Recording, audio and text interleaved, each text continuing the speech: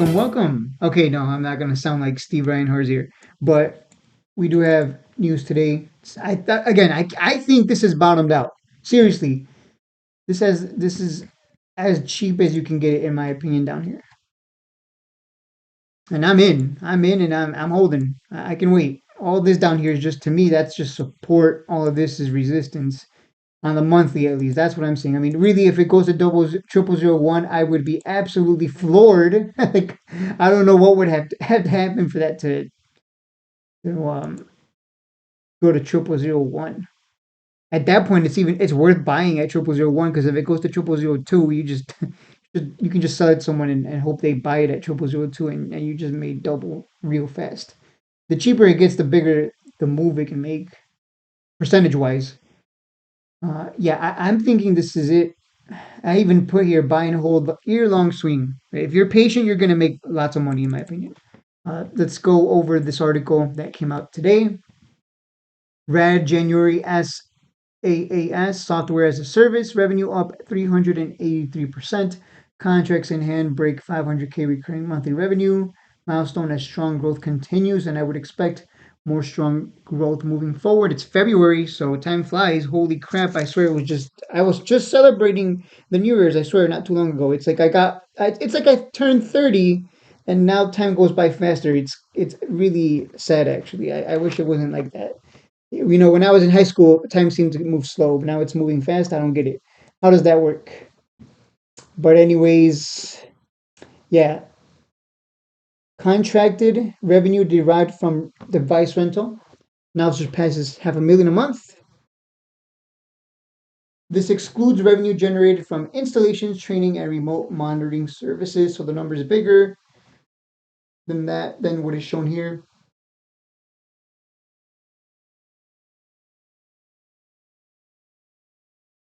The company expects to add 50K in RMR recurring monthly revenue of deployments in February 2024 as the company's final day of its fiscal year is February 29, 2024.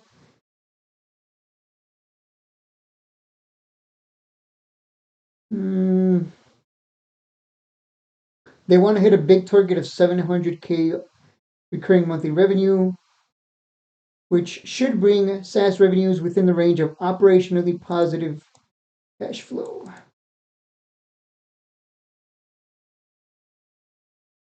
We continue to get better and faster at producing and deploying units. We appear to be on track to have double production capacity, which that's great to hear. Double, that's like being able to make double the hot dogs in in a hot dog stand, I guess, if we're running a hot dog stand. By the end of March, so yeah, okay. As we work hard to get to the point of being able to deploy 100K RMR, this is critical. Imagine, dude. Oh my goodness. I just said, dude, I'm totally a millennial. I just said totally.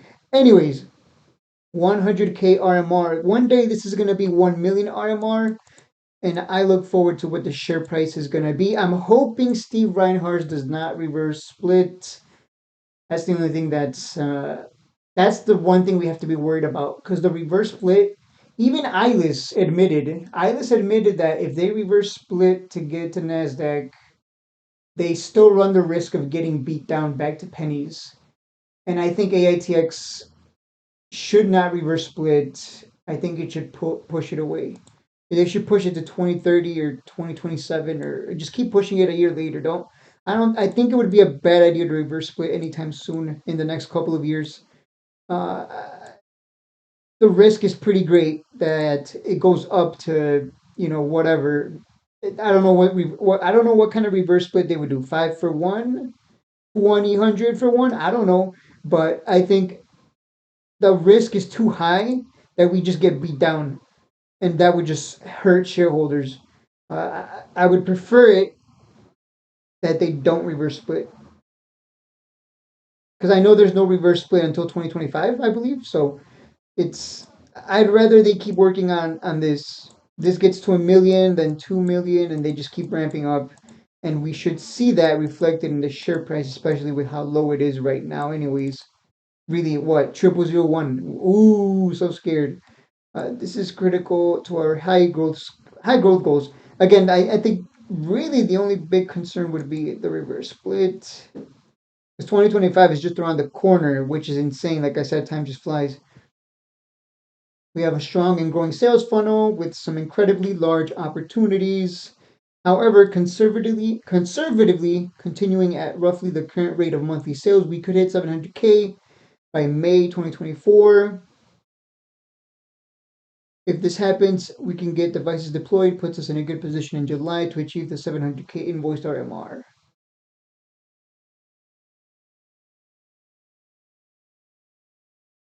You know, it feels like they're lowballing the.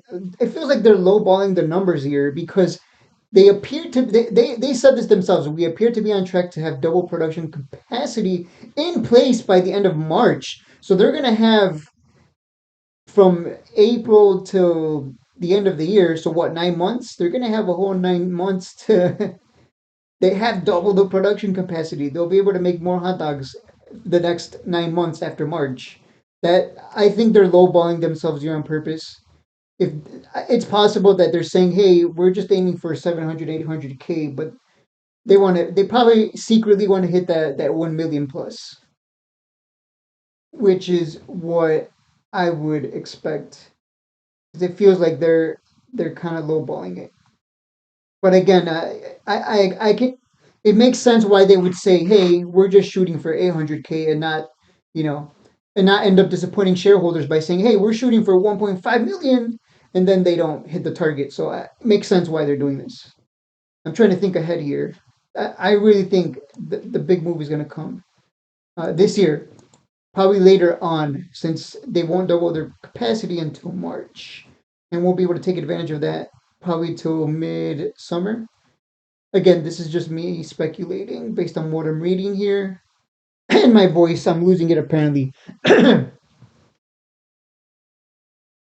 There are no guarantees, but given recent performance, we're confident in sharing these estimated projections, which again, I think they're just uh, low, low estimates. Well, that's it for the article. This time I really went into speculation because, first of all, I'm in it. Second of all, that's a pretty big deal to be able to double your hot dogs. Like, hey guys, I got one hot dog stand. Now I have two, and I can make more and sell more. That's how I don't know why I always resort to. I don't even eat hot dogs. I don't really like them. They're, I think I find them disgusting. I'd rather eat like anything but that. Give me a pizza, please. But back to the hot dogs. Yeah, double the hot dogs. They should be able to hit 1 million plus. I think they're low. They're lowballing. They don't want to, give a bigger number because they might disappoint shareholders, which is smart. I like it, and hopefully that gets people excited. That it doesn't matter if shareholders get excited. What we want is new eyeballs getting excited and going, "Wow, this AI stock, it's at sub pennies and it's doing so much and it's like it's growing. Like, wow, let me jump in on this." Any kind of exposure is going to be helpful for the stock to get it moving to the upside because shareholders are already in it. Shareholders alone cannot move the share price. We've already, if they could, we'd be at 1 penny, right? That's I always say that about Eyeless. If Eyeless shareholders could move Eyeless to, if Eyeless shareholders could actually move the share price, we should be able to. I mean, why don't they just move it to $1? Right? No, it's not how it works. We need eyeballs. We need people to get excited, other than shareholders, to push it up for us, and we can take advantage, take profits, rinse and repeat. At least that's my experience.